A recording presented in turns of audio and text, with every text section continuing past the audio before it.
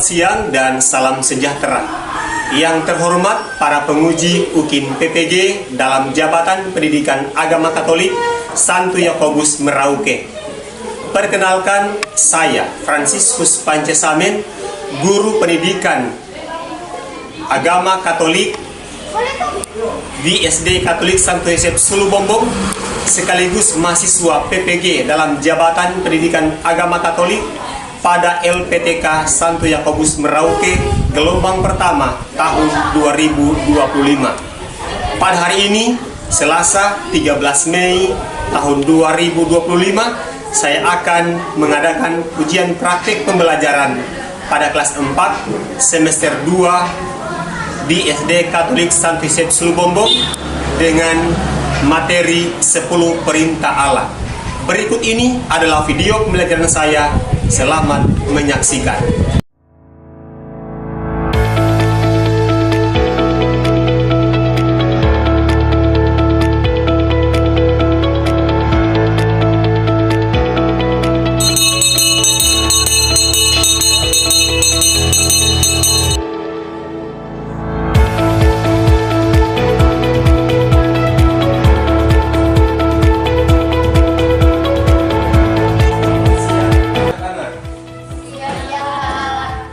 Anak-anak yang baik, pada hari ini kita memulaikan pelajaran tentang materi 10 Perintah Allah.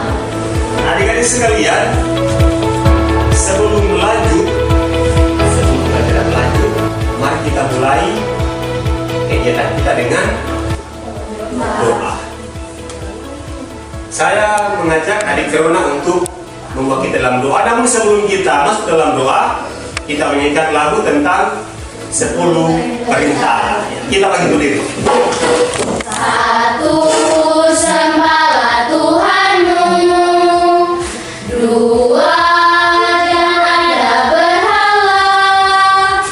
Perintah ketiga, hormati nama Tuhan.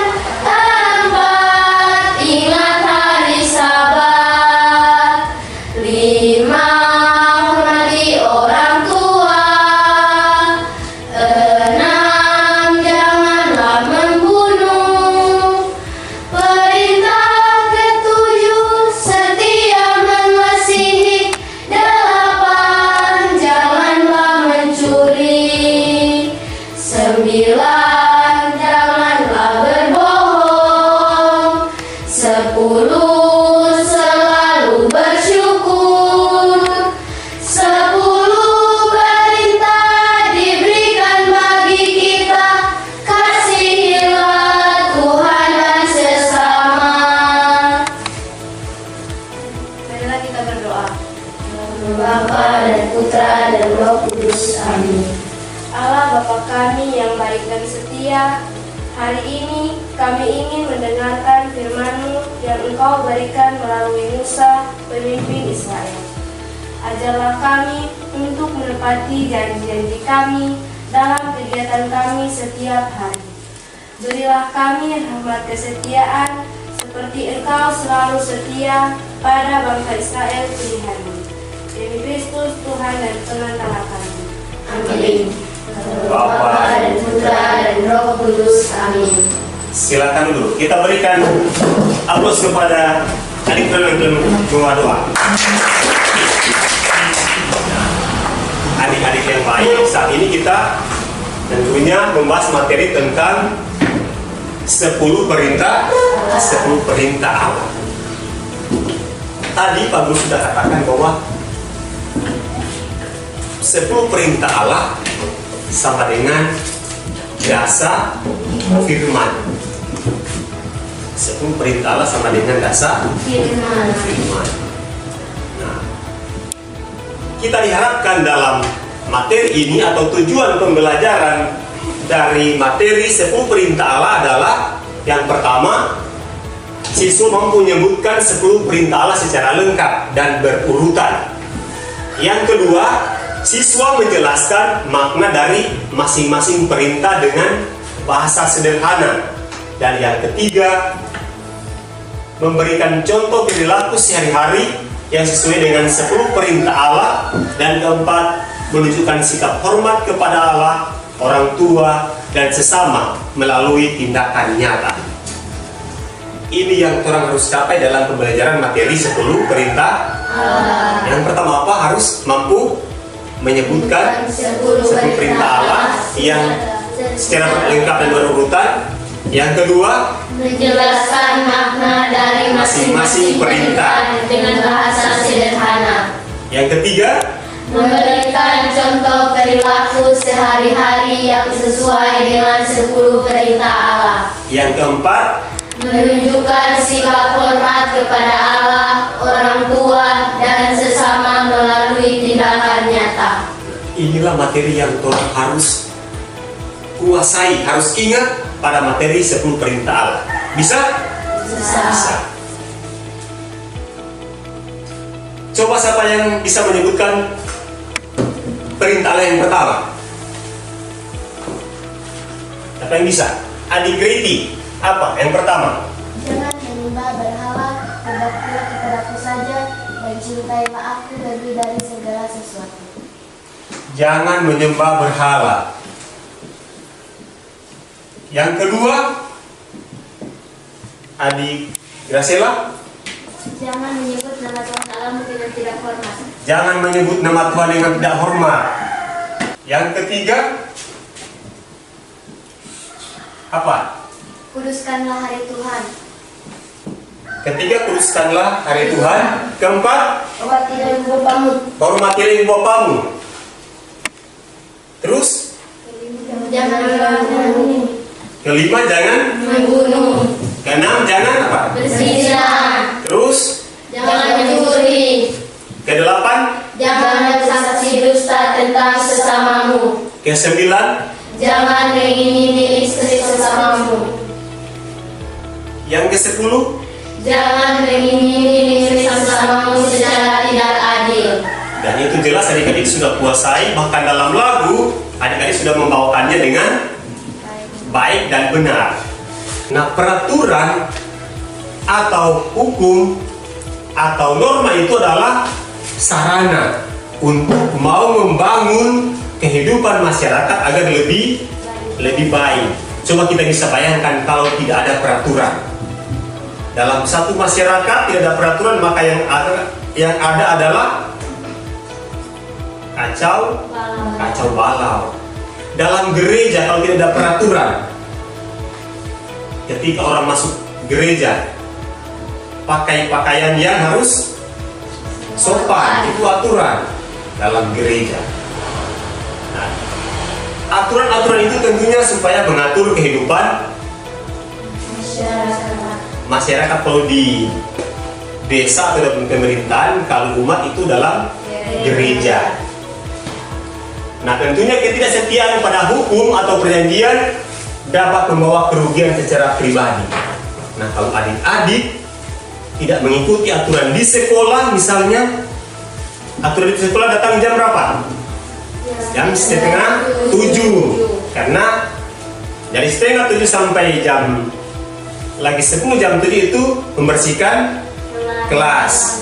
Jam 7 sudah apel, 7:15 sudah harus pada kelas untuk proses belajar mengajar. Nah, memang aturan itu ternyata sangat penting dalam kehidupan kita. Begitu juga bangsa Israel pada zaman dahulu. Bangsa Israel dalam sejarah keselamatan di mana Allah memberikan 10 perintah Allah untuk mengatur umat Israel supaya tidak menyembah berhala. Menyembah berhala di zaman sekarang,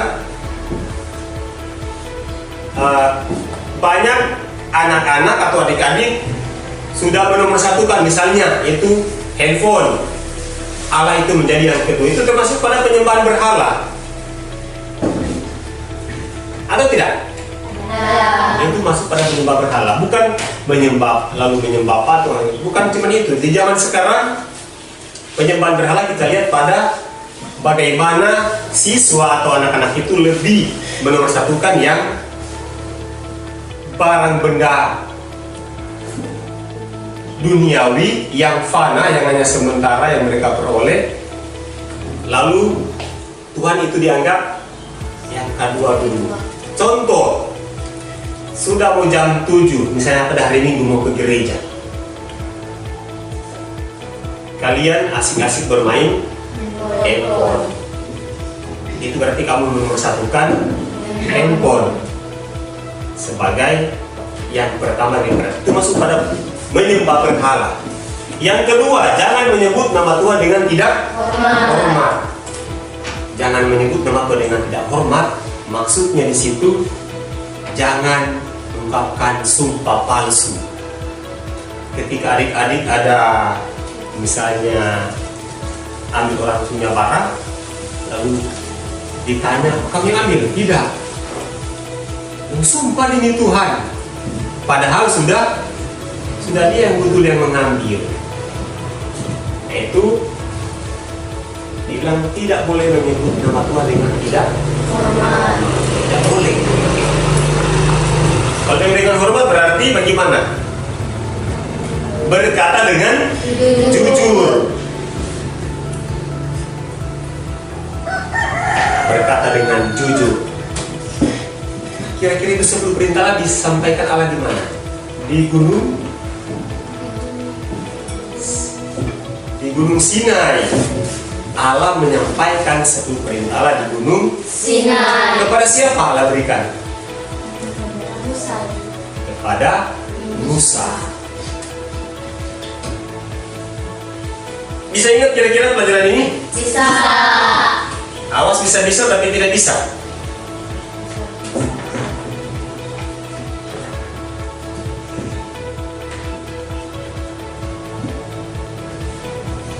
Nah, sekarang kita masuk pada diskusi kelompok. Nah, adik-adik diminta untuk mencatat atau mendiskusikan itu daftar aturan apa saja yang terdapat di sekolah. Bisa? Yang berikut misalnya di jalan raya, ada tidak fungsi rambu-rambu lalu lintas? Untuk apa itu aturan itu? Itu nanti dibahas dalam kelompok.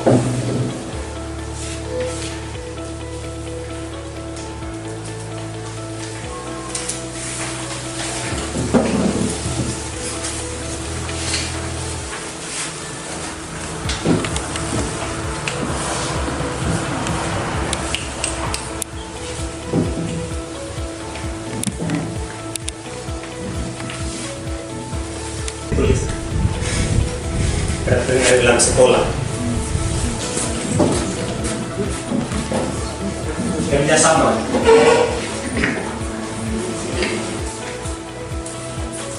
Peraturan apa yang ada di sekolah?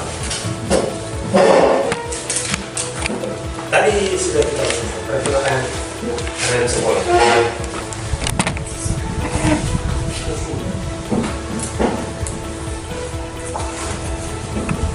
Bisa peraturan apa yang ada dalam peraturan sekolah, misalnya datang jam itu bulan jam ini belajar itu.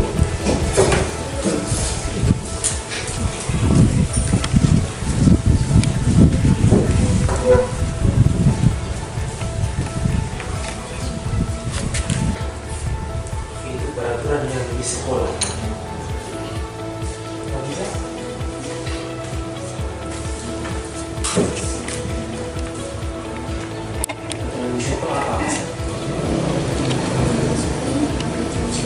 Ada apa saja? Kalau di jalan raya itu dalam lalu lintas gunanya apa? Apa kerjasama? Bisa?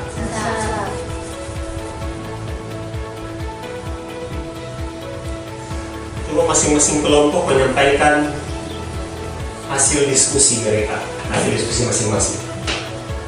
Ayo, sudah semua? Sudah. Coba kelompok di sini. Verona, materi tadi, bacakan hasil diskusi. Peraturan yang ada di sekolah. 1. Wajib memakai pakaian yang sesuai sesuai dengan ketentuan di sekolah. Wajib memakai pakaian sesuai dengan ketentuan di sekolah. Misalnya hari Senin pakai putih, Merah, hari Selasa, hari Rabu, Kamis pakai orange, orange. Itu aturan yang ada di sekolah. Kalau di jalan, aturan apa itu? Harus mematuhi lampu lalu lintas. Berikut ada lagi. Kelas harus dilakukan lebih awal. Tiket kelas harus dilakukan lebih awal. Dari kelompok ini, Cia. Coba diri. Kira-kira baca hasil diskusi kelompok. Siswa harus datang tepat pada waktunya. Siswa harus datang tepat pada waktunya. Ada lagi? Dilarang bermain di kelas. Dilarang bermain di kelas. Kalau di jalan?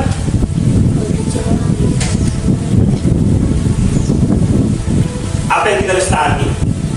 Tidak boleh buang sampah sembarangan. Tidak bisa buang sampah sembarangan. Ya, terima kasih, kita berikan tepuk tangan untuk kelompok.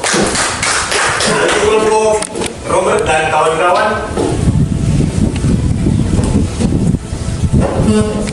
peraturan yang perlu ditaati di sekolah.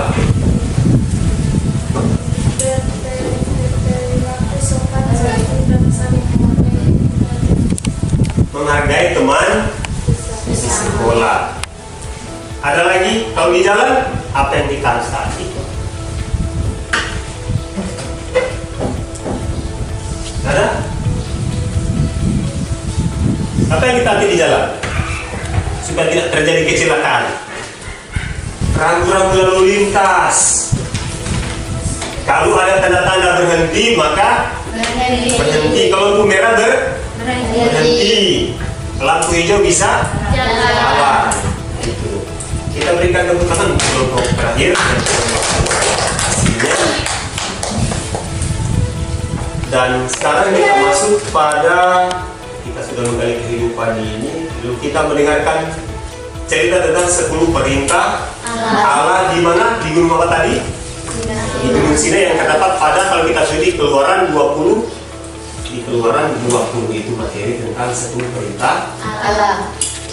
Sekarang kita hadirkan tampilan dari video. Adik-adik yang baik, untuk lebih memahami isi dan makna dari 10 perintah Allah, kita simak video tentang 10 perintah Allah yang Allah telah berikan. Mari kita dengarkan bersama. Hari akan sempat, kali ini kita akan belajar materi baru tentang Allah menyampaikan 10 firman-Nya sebagai pedoman hidup. Pertama-tama, coba kita bayangkan terlebih dahulu, jika di jalan raya tidak ada peraturan lalu lintas apapun, apa yang terjadi ya? Kemungkinannya adalah pertama, akan terjadi banyak kecelakaan. Bahkan anak-anak kecil sudah bisa membawa kendaraan dan akan macet jika lalu lintas menjadi lebih berkurang. Pada zaman dulu, Tuhan juga ingin umat Israel hidup aman dan saling menghormati. Maka Allah memberikan dasar atau 10 firman yang dikenal dengan 10 perintah Allah. 10 perintah Allah tersebut diberikan Allah di Gunung Sinai kepada Musa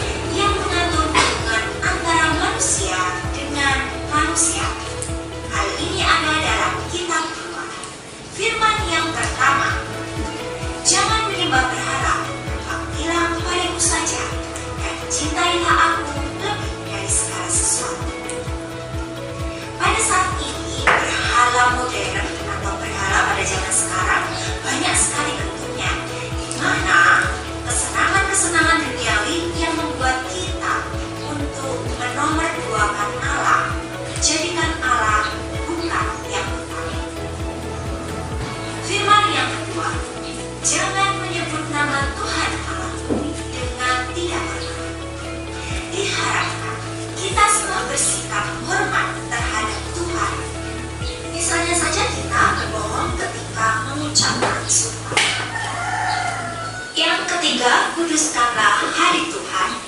Ini berarti pada hari Minggu dan juga hari-hari yang diwajibkan, kita harus mengikuti perayaan Ekaristi atau ibadat. Keempat, hormatilah ibu bapa. Ibu dan bapak adalah wakil Allah saat di dunia. Maka kita menunjukkan sikap hormat kepada orang tua kita. Kelima, jangan membunuh. Allah adalah sumber kehidupan, pemberi kehidupan. Maka hendaknya kita menghargai hidup tersebut. Jangan membunuh berlaku juga bagi hewan, tapi bukan dalam hal untuk dikonsumsi.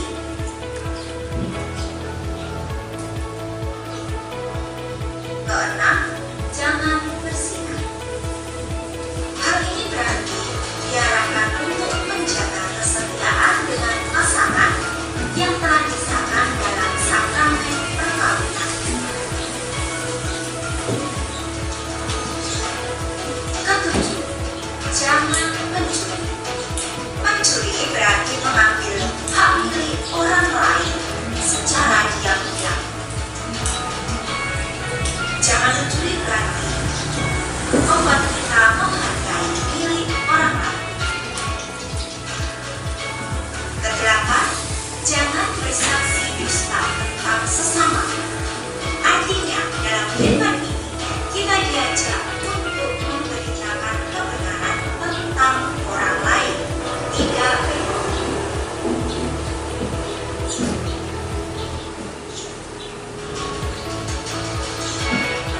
Kesembilan, jangan mengiri istri sesama. Hanya dengan ingin, yaitu belum menemukan. Ini berarti sudah melanggar firman yang ke-9. Dan yang terakhir, jangan mengingini milik sesamamu secara tidak adil. Masih sama ya, dalam konteks hanya dalam pikiran saja, sikap iri terhadap milik orang lain adalah salah.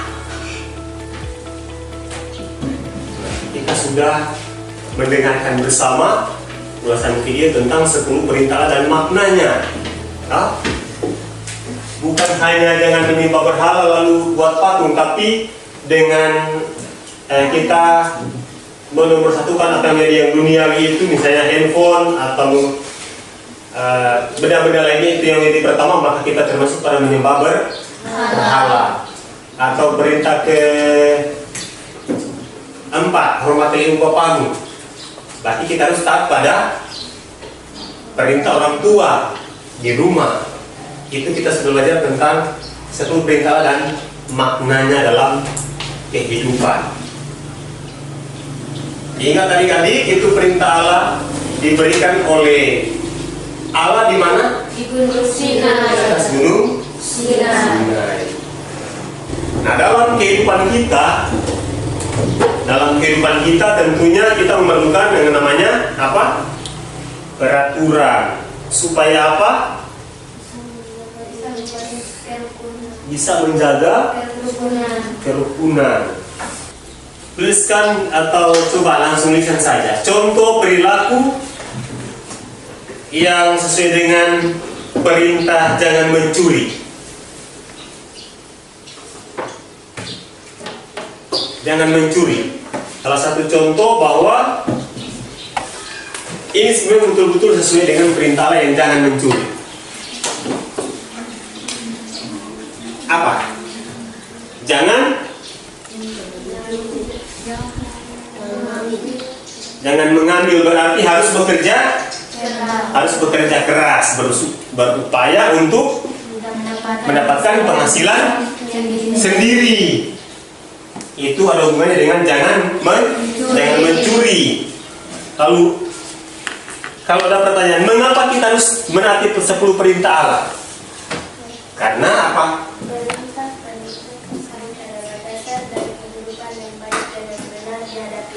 Iya, kita berikan tepuk tangan untuk adik gereja. Kenapa kita harus taat kepada 10 perintah Allah? Karena perintah tersebut adalah dasar dari kehidupan yang baik dan benar di hadapan Allah atau di hadapan Tuhan. Lalu yang berikut, kalau pertanyaan, sebutkan salah satu perintah yang menurutmu paling sulit. Kira-kira apa yang paling sulit dari semua? Itu pasti beda-beda. Oh, apa misalnya saya yang paling sulit ini yang pertama, saya yang sulit ini yang ketiga, kuduskan hari Tuhan. Karena saya malas bangun pagi di gereja. Ada enggak yang bisa berani memilih yang paling sulit kamu laksanakan? Itu 10 perintah Allah. Jangan perintah tersebut, jangan mengiringi sesamamu secara tidak adil. Jangan mengiringi sesamamu secara tidak adil. Kira-kira bagaimana itu? Misalnya kayak lihat teman lebih mempunyai barang-barang yang lebih bagus, kita jangan mengambil barang-barang tersebut. Iya, kita berikan aplaus kepada adik Graciela. Jangan mengiringi milik sesamamu. Kalau adik Amora punya banyak permainan, maka sebaiknya adik Graciela pinjam atau datang bermain bersama, bukan mengiringi atau mengambil barang dari adik Amora. Jadi sungguh penting memang ternyata ini 10 perintah Allah dalam kehidupan. Coba sekarang sebelum kita tutup kegiatan ini, Pak Guru mau ingin supaya betul-betul kamu mengerti tentang 10 perintah Allah. Kira-kira sebutkan 10 perintah Allah. Coba. 1. Jangan menyembah berhala, berbaktilah kepadaku saja, dan cintailah aku lebih dari segala sesuatu. Yang kedua. 2.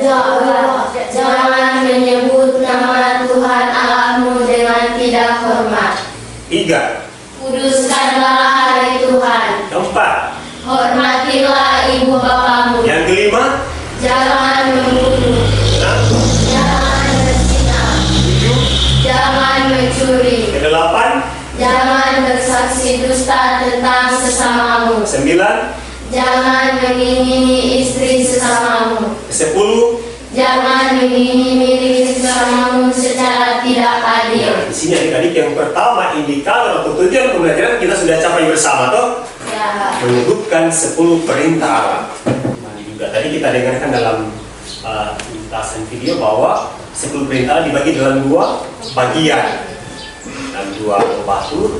Yang pertama 1 sampai 3 itu mengatur hubungan antara Tuhan dan manusia. Lalu yang ke-4 sampai ke-10 mengatur hubungan manusia dengan manusia atau dengan sesama. Saya sudah pernah menyimak video dan menyebutkan 10 perintah dengan maknanya. Sudah selesai.